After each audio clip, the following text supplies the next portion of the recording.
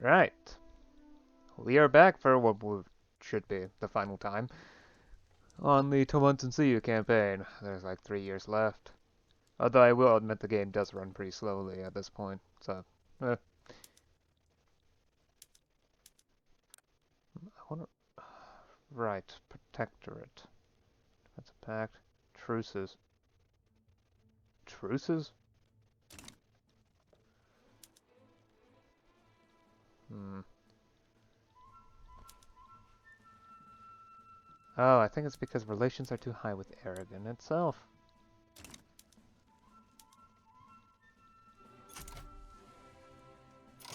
Right, okay. Standard of living is extremely high. It's gonna need a minute to calculate minimum expected, apparently. Same with literacy, though it has been dropping. I would say that's mainly because Lippe has managed to bring it up even higher. Did I see a communist flag around here? Yeah, Munster is communist now. Okay.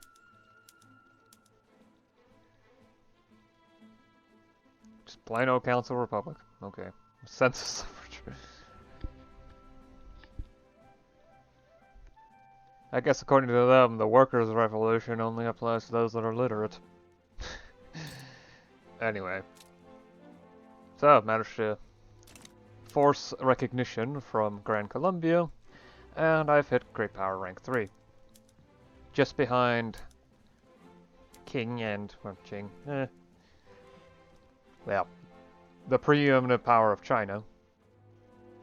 There is also a China country here, that's Constitutional Empire.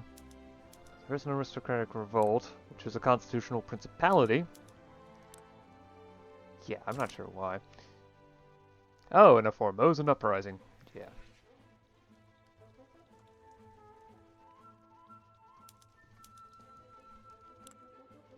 Puppet of China. Okay. Right? Yeah. I'm just gonna refer to Qing as China. It just makes it easier. King, Qing. The exact pronunciation depends on who you ask. And the dual monarchy. I'm just ahead of Russia, Bohemia, and Burgundy. Though Burgundy is kind of falling apart ever since they started that civil war, so... yeah. I'm hoping to try to supercharge my economy as much as possible, but this may not be easy, to say the least.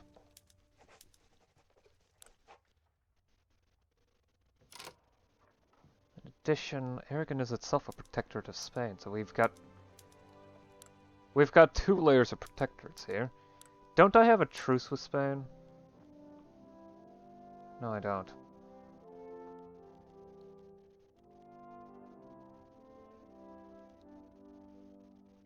Aragon is protectorate of Spain. Granada is protectorate of Aragon. Yeah. Though Spain is apparently damaging relations with Aragon. Perhaps they want to try to annex them, or turn them into a puppet, etc. Actually, you can only puppet on recognized powers. Well. Again, the easiest way to increase the power of my economy is to find where there's subsidies, and then figure out ways how to improve things there.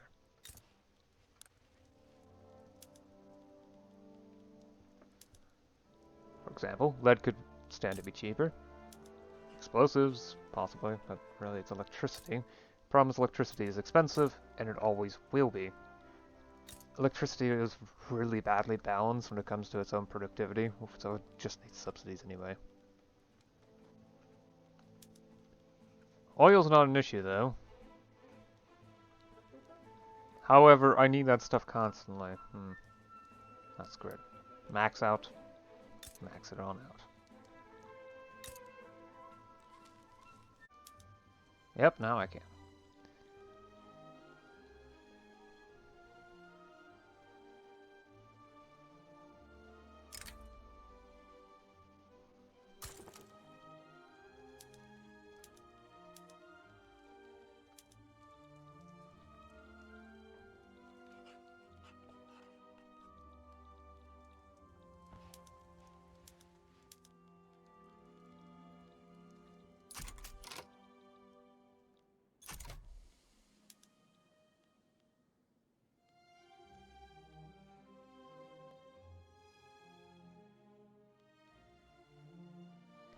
And the level of competence is known only to them.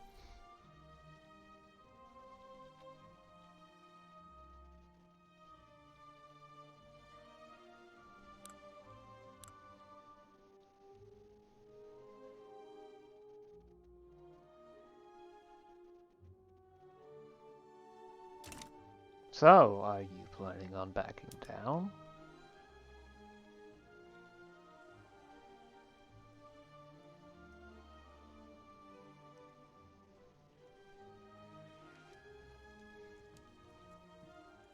Ah, Burgundy Civil War is over. Seems perhaps a fascist one. Perhaps not.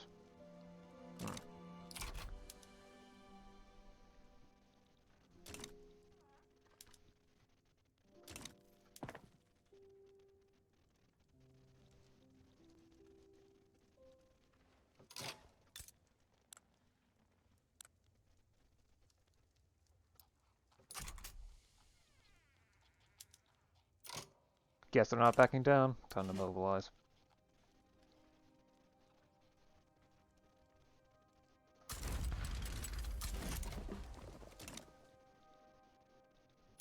Nope.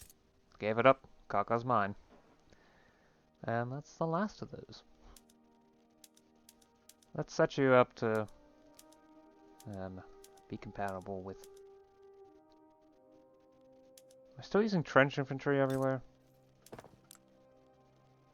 Yes. I should build up the electrics industry. Problem is radios aren't used for anything else, really.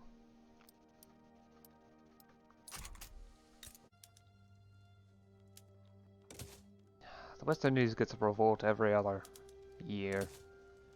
It's rather annoying sometimes. Game is certainly running by faster than I anticipated. Although I do have to admit there were only 3 years left.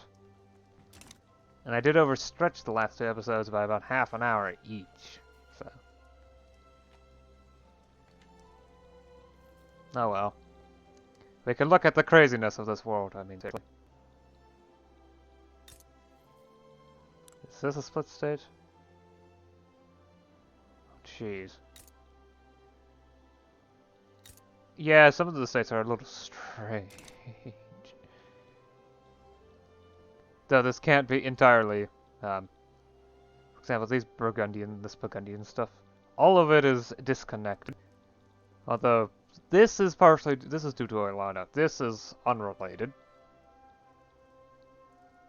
Burgundy starts with the Cape, so.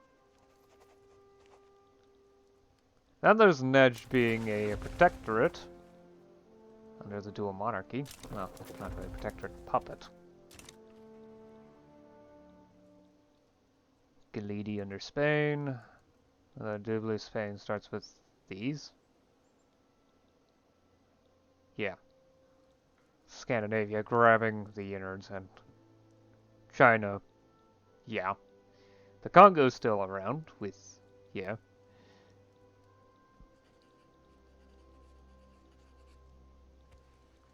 And there's Venice owning this stuff. Yeah. India looks normal by comparison.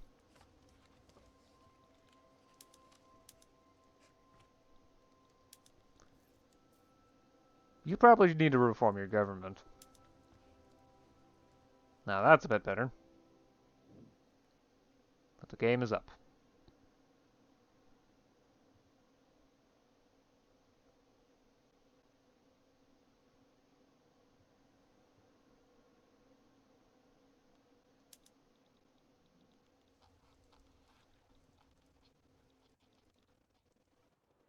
So that Prevalon is communist. Okay. Yep. Well, that's the world. In 1936. Managed to grab every Quechua, primary culture province. Well, homeland. And this province, but that's only because Screw Andino, I don't need them to stick around causing me trouble. But yeah. Well, that was a really short episode. I guess I could talk about plans for the next campaign. Well, I don't have any at the moment. I'm probably going to do an M&T campaign after this, an M&T 3 campaign. Because, well, Victoria 3 is in an interesting state. I've already mentioned that the AI mod that I use updated to, this is on the last patch before 1.1, I believe 1.0.5. The thing is, the 1.1 patch made it change the bureaucracy tech, or specifically the localization for it, and the AI mod, um, AROAI, Unbed's revision of the AI, had to update as well in order to accommodate that. However, that adjusted it so that it, well, yeah.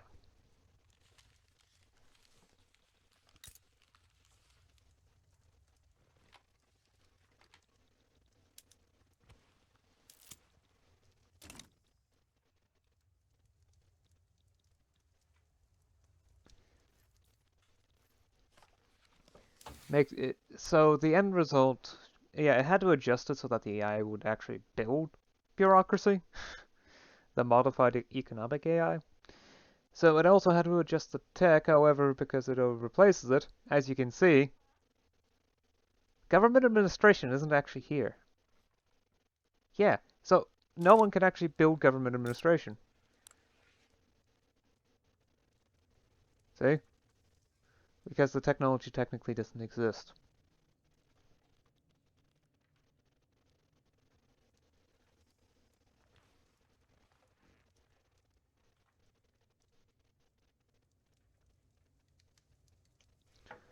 Oh well.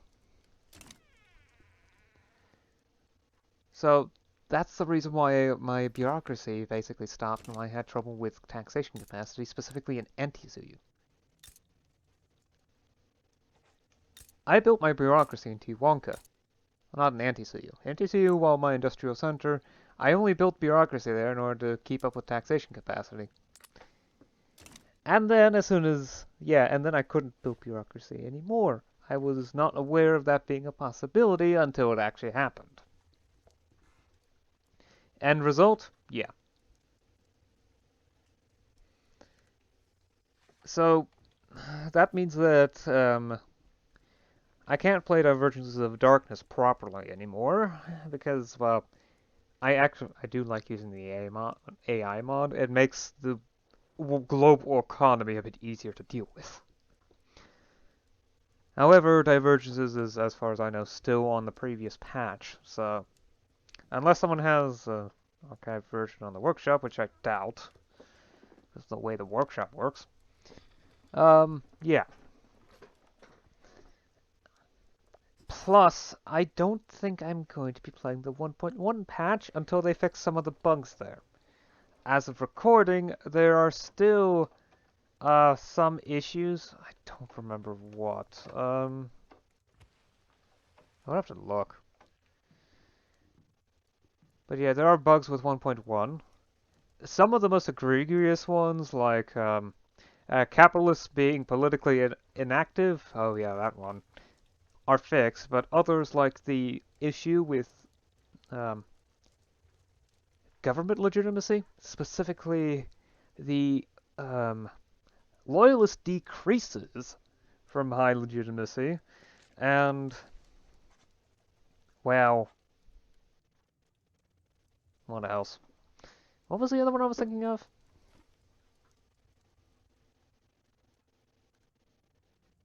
Oh, and um, the legitimacy decrease from differing ideologies, only taking into account the two interest groups that differ the most, and ignoring the rest of the government. So you could just pack a government filled with everyone, and it's not that big of an issue. Yeah.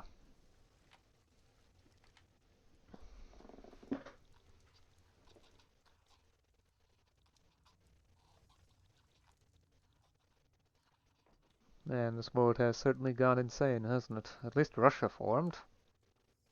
Though Beskov is still around. Oh, that's not the best spot to be. Well, Novgorod never ended up being a capital of Russia, historically, but in this game, oh yeah. Okay, it moved to Moscow. Moved to Moscow.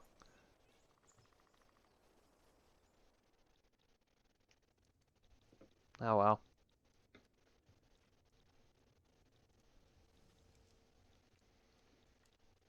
Besides, Divergences isn't finished as it is anyway.